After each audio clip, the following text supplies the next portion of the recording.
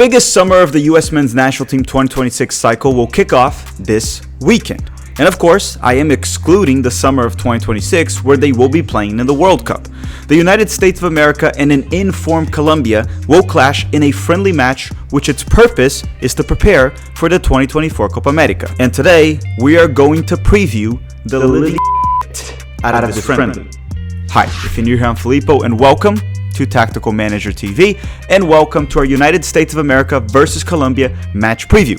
This is how it's going to go. We will go through when and where to watch the game, fun facts between both national teams, current updates on the US Men's National Team, projected starting 11 of the US Men's National Team, and then we will dive into Colombia in their current hot streak after failing to qualify for the 2022 World Cup. And this video is brought to you by Underdog Fantasy, but more on that later. We'll talk about it later in the video. Right now, I'd just like to kindly request for you to smash the like button, sit back, relax, and tell me, what is your favorite South American food? And you may be wondering, why the heck am I asking this? I'm just trying to get suggestions of what to eat during the week.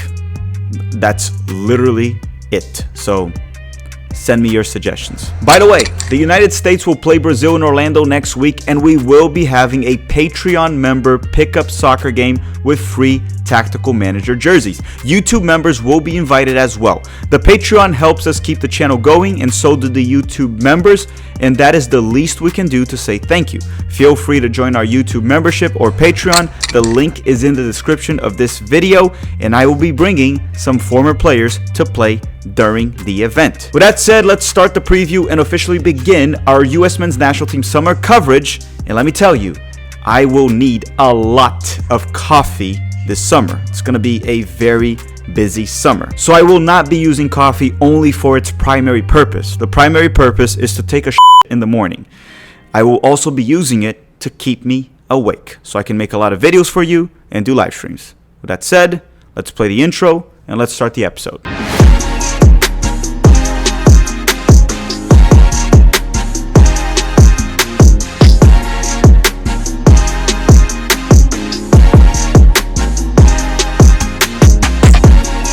The United States is set to face Colombia this Saturday, June 8th at 5:30 p.m. Eastern Time. This match will be played at the Commander's Field, which is pretty much in Washington, D.C.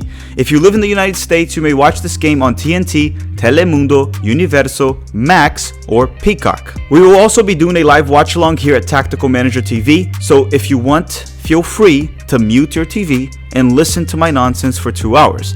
I am also 100% certain that half of the people that are watching my live watch-alongs, my live streams, are hoping for that one moment where, I mess up and get canceled. But trust me, if you're one of those suckers, it'll never happen.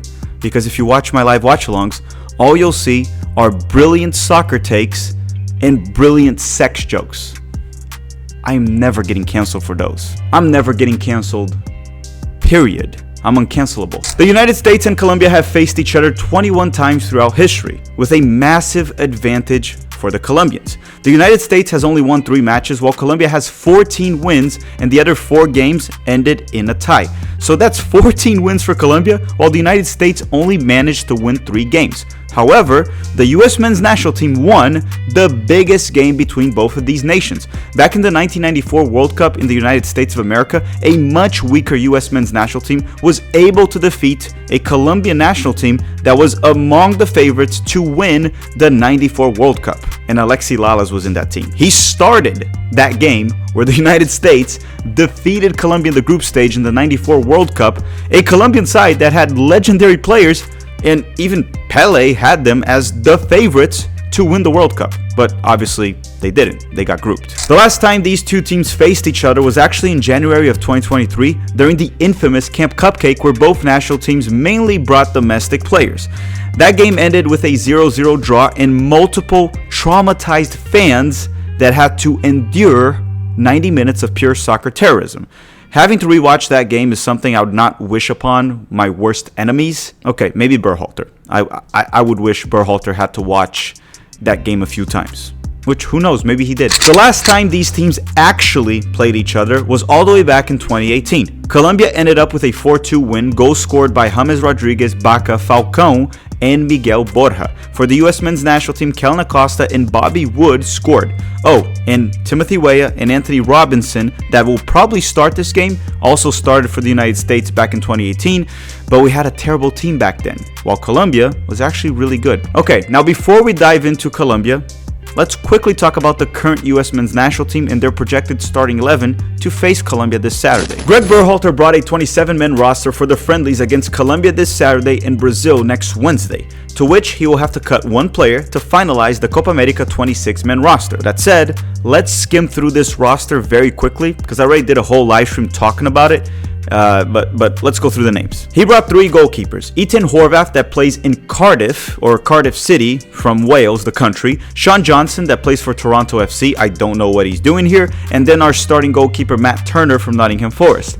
Then for the defenders, you have Cameron Carter-Vickers from Celtic, Christopher Lund from Palermo, Mark McKenzie from Genk, Shaq Moore from Nashville.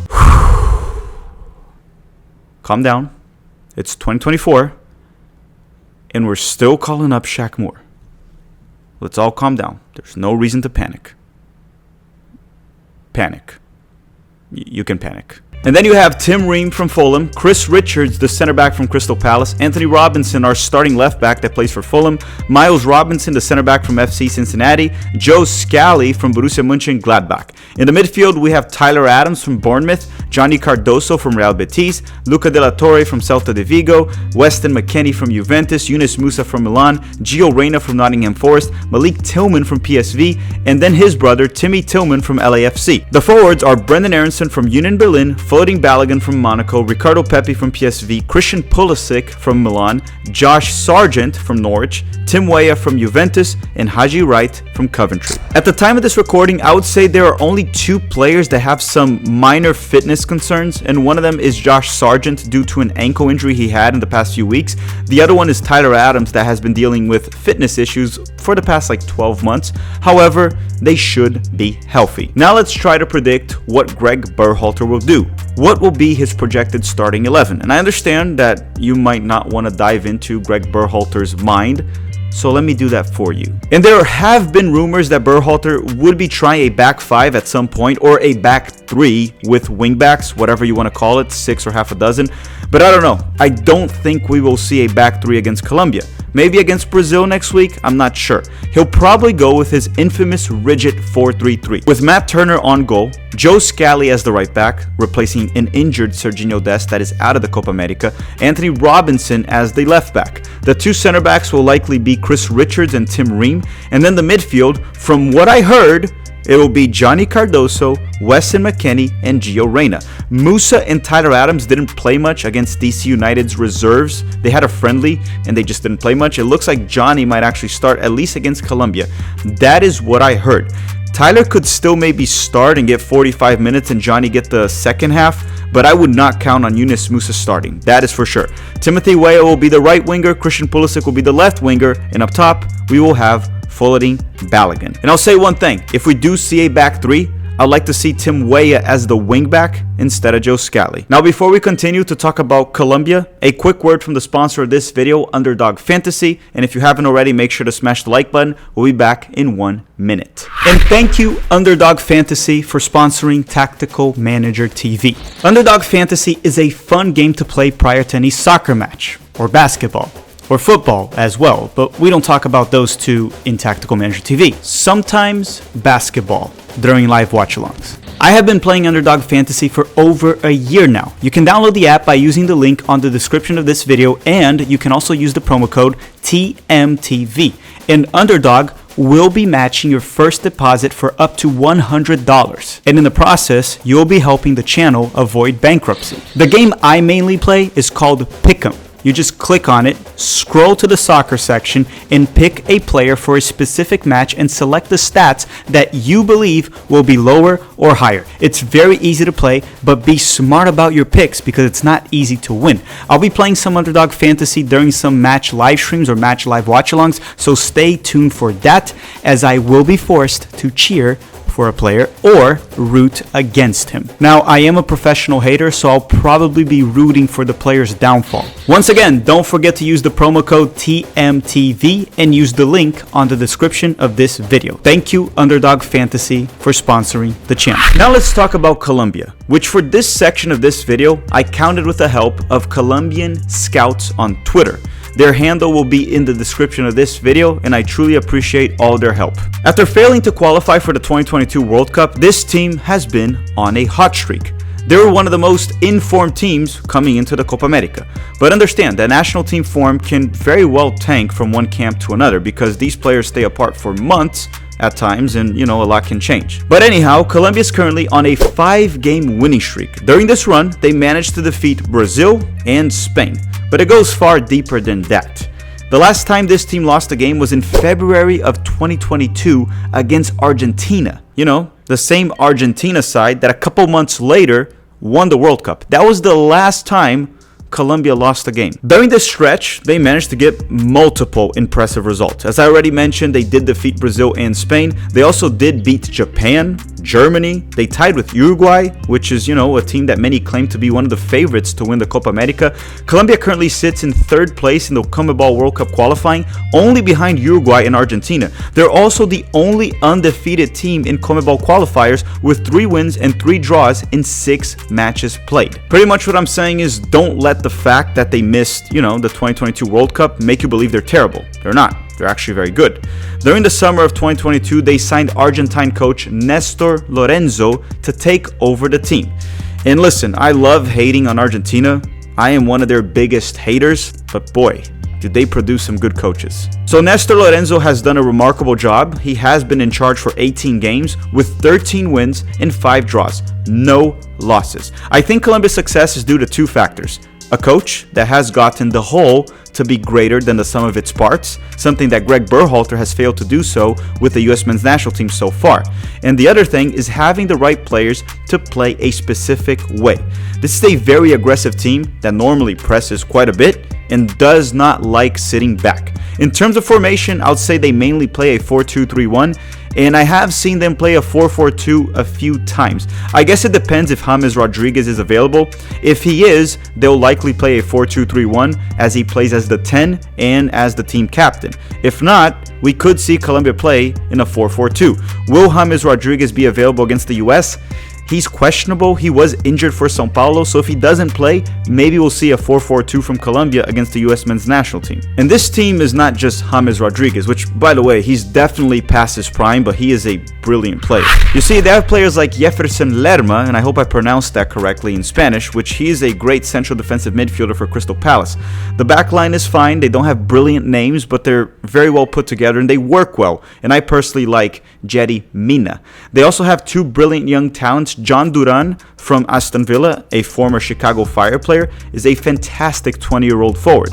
A major talent alongside another 20-year-old, this time midfielder from Watford, Yasser Aspilla. Watch out for both of these players. Luis Sinisterra, who played with Tyler Adams at Leeds and currently plays with Tyler Adams at Bournemouth, has also been called in. I also want to mention John Arias from Fluminense, a major talent in South America that actually helped them win the Libertadores last season. And then, of course, you have their superstar winger that plays for Liverpool, Luis Diaz. He's always a nightmare to deal with, and he's probably actually the best player that's going to be on the field this Saturday. They will be missing the veteran presence of Juan Cuadrado, but they should be fine without him during the Copa America. In regards to James Rodriguez, as I said before, he might not play against the US, but he should be available for the Copa America. He has been called in.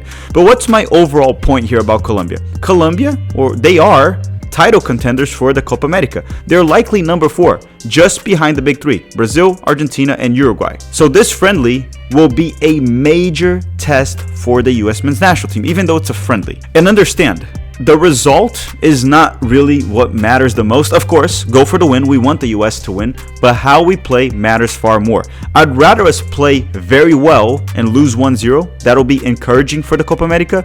Then, I don't know, pull a scrappy, lucky 1-0 win against Colombia, but play like complete crap. So how we play is what matters the most. Now, if you can play well and win, that's the best. Now, in the World Cup, Copa America, how you win, it doesn't matter. Just win. If you get a trophy or to the semifinals, whatever, it doesn't really matter. But this is a friendly.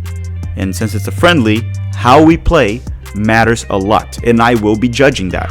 Alright everyone, thank you very much for watching. Don't forget that we will be doing a live watch along for this game, and then we're gonna do obviously a post-game video with the 7 things we learned. Don't forget to drop a like before you go. Thank you everyone that has joined our Patreon and everyone that will be coming to the Tactical Manager pickup game here in Orlando next week. I want to thank you all very much for watching, and have a great day.